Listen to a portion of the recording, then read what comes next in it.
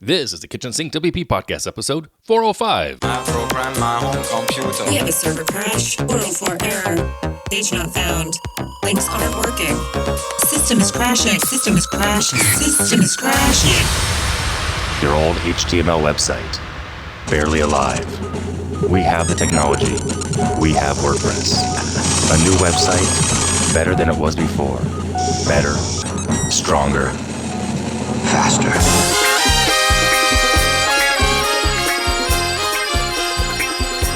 We have the technology. The technology. Why, hello, everybody. This is Adam Silver, the host of the Kitchen Sink WP Podcast. Thanks for being here. Let's get started. All right, starting with upcoming events. There are none next weekend. Sad, but true. Getting close, though. We're getting close to 2022, which will then entail live in-person events, with Birmingham being the first one. I'm so excited. All right, moving on to segment one in the news. One main thing to talk about here, and that is that GoDaddy had a breach of 1.2 million sites that are under the managed WordPress umbrella that they have. It was discovered November 17th, and not great. So if you're running over on GoDaddy, by all means, you should change all your passwords, etc., and reach out to them to make sure that you are and have been securely updated, etc. So that is unfortunate. It does happen. So you also may get a hit in spam. Could be a thing too, because if your email address was found out, phishing attacks could happen, etc. So unfortunate, but it does happen. So there you go. All right, moving on. Segment 2, an e-commerce alternative discussion again. This week, I'm once again checking out another one, alternatives to e-commerce over on WordPress. The, WooCommerce being the big elephant in the room, and there are other options. And in case you missed the other episodes I've done on this, those episodes were episodes 376 with OpenCart, 381 with Etsy, 385 PrestaShop, 389 Shopify, 396 Easy Digital Downloads, and now we're going to look into Gumroad. So Gumroad is over at gumroad.com. I head over to the site. It definitely doesn't look like what the other platforms look like. First and foremost, bold, bright colors. Honestly, I wasn't even sure I was in the right place. There was yellow, pink, lavender, black. It was just totally different than what I expected. So design, aesthetic besides the point, I suppose. Getting started, I went ahead and created an account. I confirmed, I didn't confirm the email just yet, but a confirmation email is sent.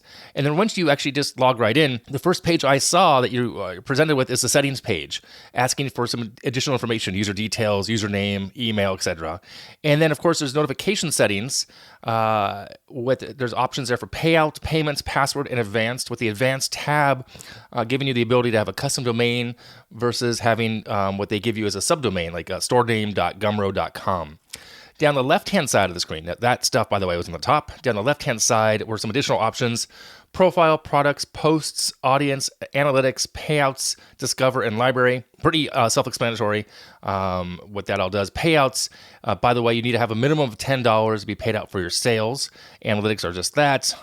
Products. And what I didn't touch on at all during this, I didn't look at the posts, but apparently you can actually add content in a post format type of way. Well, I didn't really dive into that because I'm just looking for the e-commerce analysis here. So heading to sell something, which is what I want to do every time I set these things up. Let's say I want to sell my ebook about email templates and whatnot. I clicked add new, and the options are presented are pretty basic. Classic, meaning you can start selling today. Pre-order, if you're going to sell something that's coming out in the future. And a membership, which I thought was really kind of cool. So you can actually have a recurring membership. I selected the first option, which was classic, being starting I want to sell right now. Entered the name and the price of my product, added some content about the content. I added content about the content, about the product, I suppose is the better way to say that. I uploaded a cover image, and also I have choices now to control the quantity. If it's a physical product, this would make sense. In the ebook, doesn't make sense to have a quantity number, I suppose. I can allow customers to pay what they want, so I can have a suggested minimum price, or a minimum price, and then suggested sale price, and people can put what they want to pay in there. I can publicly show the number of sales on my product page. I can generate a unique license key, I suppose, if you're doing licensing. And I can add tags for keywords. I uploaded the PDF. I clicked publish, and I was done. Looked at my profile, and I see it. It was nice. A nice large image, gives a bit of a description of what you're getting. And on the top of that page also, I then see that there is a checkout settings tab. And that's where I can find, and you can find how to add a discount code area. and also a payment form as well as a receipt. So you can kind of modify and add a little bit of design to that as well, what you want there. So the questions, of course, that you always want to know, like what can you sell through a third-party service? Gumroad lets you sell lots of things: digital products, physical products, memberships, just about anything. Better question from them really is, what can't you sell? And first and foremost, they say you cannot sell anything that promotes discrimination. And they have I'll put a link in the show notes possibly here. Things not allowed, first and foremost. No activity that promotes, encourages discrimination based upon race, sex, religion, nationality, disability, sexual orientation, or age, etc. High-risk products, no web hosting, no reselling of software you've purchased in the past, no license keys to, let's say, Windows 10, etc. No tickets to events using Gumroad to process the money for the events you're hosting. So they actually have a really good FAQ page on this and some information there of what you can't sell. There's more things you can't sell than you can. Well, is that right? Yeah, I suppose there are, technically that way. As far as pricing goes and relates to other things here across other services, pretty typical percentage goes to them. The more you sell, the percentage goes lower. It starts at 9%. I think it was 9%. Yeah. Goes down to 2.9 plus that 30-cent transaction fee. So there's no monthly fees. There's no month-to-month kind of thing like $10 or $20, $30 to have a store. It's just anywhere from 9% down to 2.9%. Again, based on the more you sell, the less they take. Now, what I found was interesting was an approach of transparency from the company, which I thought was really neat. And the quote is this: "Here's our secret. We have none.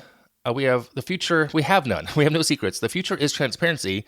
That's why you can watch our board meetings on YouTube. Download a copy of our financials whenever you want. We're trying to scale up forever.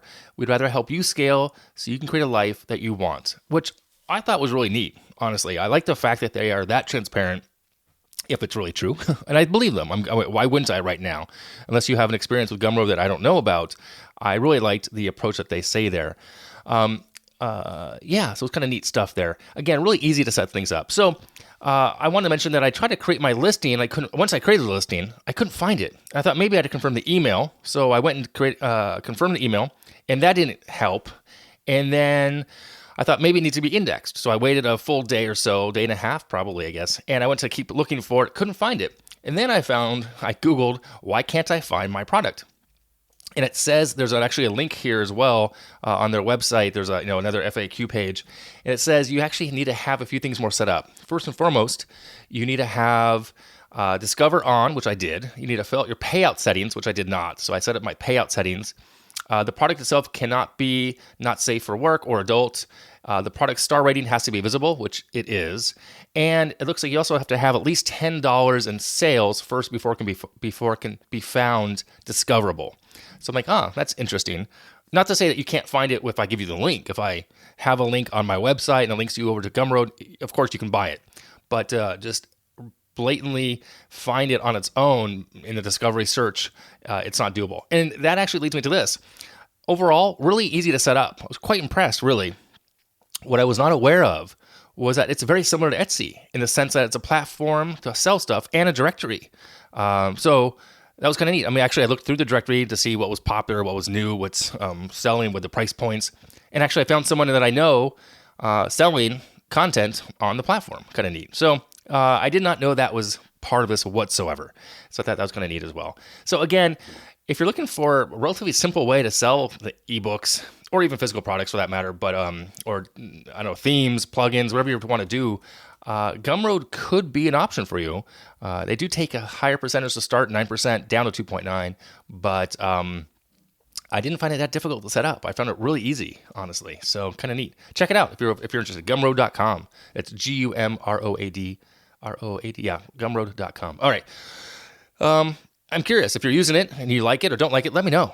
Send me a message. I would love to get your feedback on this as a platform as well as an option out there. So, all right, moving on. Segment 3, tip and tool of the week. This week's tip, it's a tool actually. It's a plugin called Search and Filter Pro. It's an alternative to some other plugins out there like FastWP, which I still use, but this looks really good as well. The price point is less. I'm not sure why.